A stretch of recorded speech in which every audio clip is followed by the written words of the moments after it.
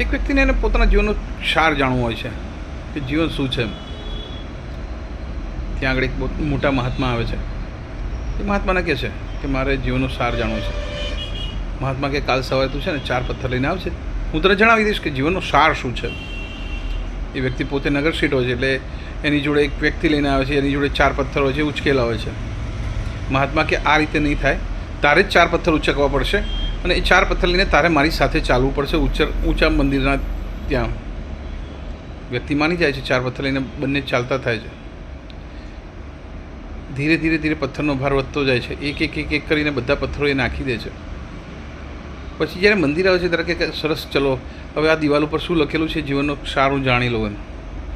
મહાત્મા બહુ સરસ કહે છે કે આ 4 પથ્થર છે ને એ તારા જીવનનો સાર છે, કે તું જીવનમાં જેટલું બોજાઓ લઈ લઈને ફરે છે ને એટલું જીવન તું માણી નથી શકતો. જીવન માણવા માટે હોય છે. મારું નામ કિરણ સુશીલાબેન પારેખ.